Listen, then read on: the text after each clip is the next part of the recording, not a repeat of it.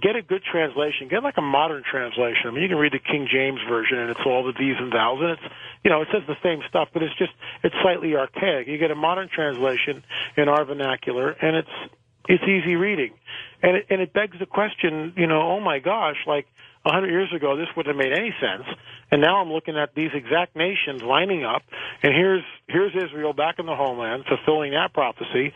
Are we in these latter days, these end times that this prophecy tells us about? In my opinion, we are. Well, if you're correct, I think it's going to happen within the next year or two. I think it's going to happen soon. I don't know what soon is. I can't imagine it going on too much longer, a year or two. I think that's safe. Who knows? Is it something that should be welcomed? Well, the end game's pretty amazing. I mean, after all this hits the fan, so to speak, it's not a bad ending for us eventually. No, the ending is actually quite incredible.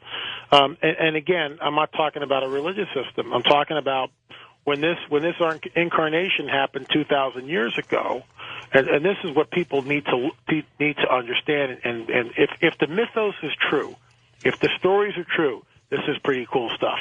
Let's say you've got leprosy, completely incurable in the ancient world. If you were a leper, it was a death sentence. That was it. You had to walk around. If you saw anybody unclean, you lived in a leper colony, it was horrible. Your skin rotted away on your body, and you died. I mean, it was absolutely a death sentence. So here's this guy running around, 2,000 years ago, Yeshua, and he heals 10 lepers. I mean, he calls it out. He just calls it out, and they're healed. So that's just one instance. I mean, when you start traveling and you go back and looking at all these miracles which are attached to this figure, attached to this man, this God man, it's amazing, absolutely amazing. And the problem is religion has done such a disservice to it. If you just look at the simplicity of what happened, what this man did, what Yeshua did, everybody says in the account, everybody was healed of everything. Okay, now what are we going to take issue with now? How can that possibly be weird or wrong? Everybody's healed of everything. I like that. That's really good. He feeds 5,000. That sounds like a pretty good thing to me. There's a storm on the water. He calms the storm with a word. I like that. He's got weather control. That could be good. If I don't have any rain, or if I'm in Iowa and I've got too much rain, this could be really a good thing. No more earthquakes in China. You get where I'm going with this thing? If the mythos is true, and I believe with all my heart that it is, then, I mean, why can't we just look at it at face value and go, this is the end game? When he touches back, and apparently all these prophecies indicate that he will actually descend on the Mount of Olives and the baby's going to split in two. Now, I believe literally the thing will split in two because the power that's coming is unbelievable. Remember, this is at the war, the last battle of Armageddon. There's like huge amounts of troops. The blood flows up to the horse's bridle. One of the prophecies by Yeshua, he says specifically that unless those days were shortened, no man would survive, no flesh would survive it. So what's coming is absolutely horrific. There's no doubt about it. What's coming is just horrific. How do we protect ourselves, or how do we exist within it? Well, there's a couple of things. First of all, we need to know what the deception is, which we've been outlining. So we're not going to take the chip. I mean, look, if you see, let's just travel on this a little bit. It's a great question. Let's say the scenario is right, and we see this war in the Middle East. Israel responds with a nuclear arsenal. From that, we see some sort of a manifestation. Guess what? Everybody has to get chipped now. That's what we're going to do. We're going to start this one world government, kind of like the United Nations, and we're going to appoint some guy over here to be a liaison, and everyone gets chipped. The first thing we're going to have to do is not get chipped, and that's going to be really difficult. I mean, how are you going to buy or sell or do anything without the chip?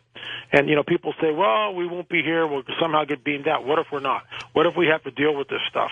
So it's like, the idea of running to Idaho and building a bunker and stockpiling 6 years of food, to me, is crazy. On the other hand, it's a good idea because of food shortages. Here's just a quick story. I live in Malibu. When the fires hit this year, right, went down to the gas station, and there was a line at the gas pump. And no one was panicking, but it was really edgy. Really edgy. Yeah. People were kind of like, looking at the hills, looking at the smoke, looking at the gas pump, a little bit of nervous laughter. Everyone was patient. It was done decently and in order, but it was definitely an edge. So the thing is, we should be smart. We should realize by looking at Katrina that the federal government isn't going to come and save our rear ends if something happens, whatever that something is. We should have at least 2 or 3 months worth of food stockpile. That's not fanatical. That's just, especially in California. But what about in other parts? I mean, let's say you're living in Iowa and you've got these floods. Maybe if you haven't stockpiled food, what are you going to do? If you have stockpiled food, maybe it's wet. Who knows?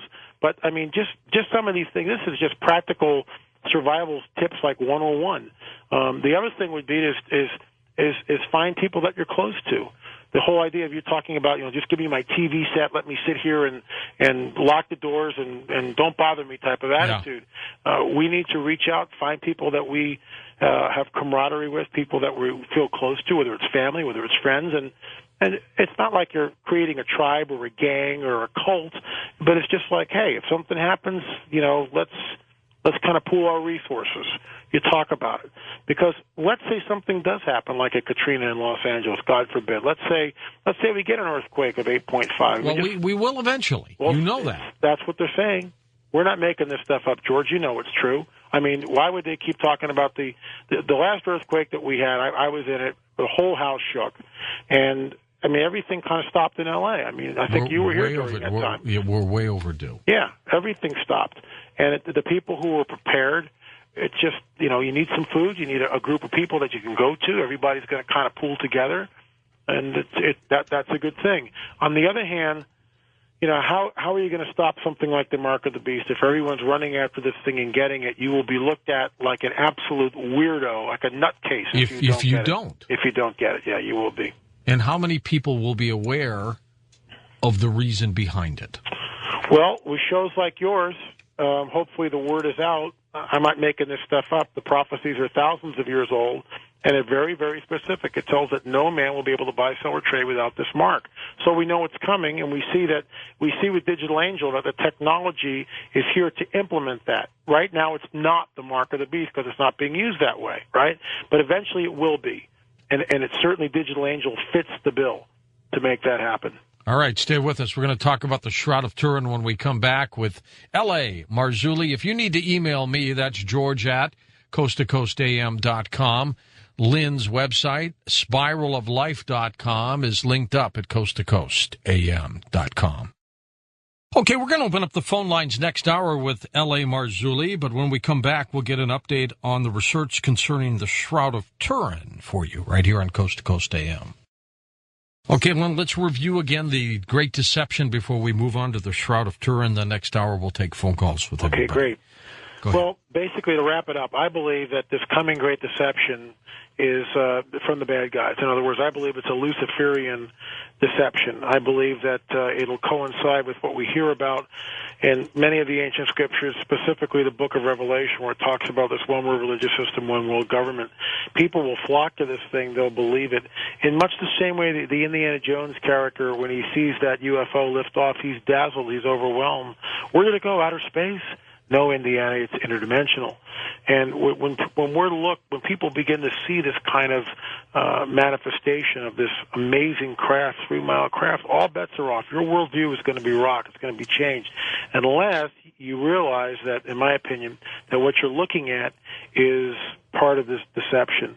Because what people will hear is exactly what this guy, Barry Downing Jr., talks about, the whole idea of this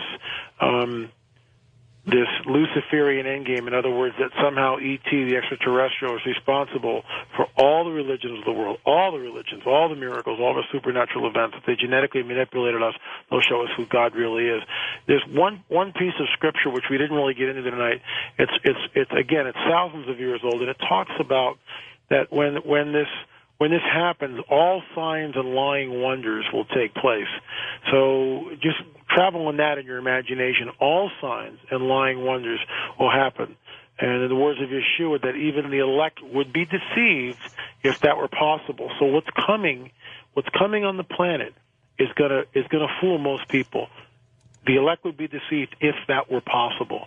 So I believe that the coming Great Deception, Luciferian endgame, is the idea that the so-called extraterrestrial were our progenitors, that they created us, that they genetically manipulated us, that they were responsible for the world's religions, and they'll show us who God really is, which will cause the great falling away, which will cause the advent of the one world.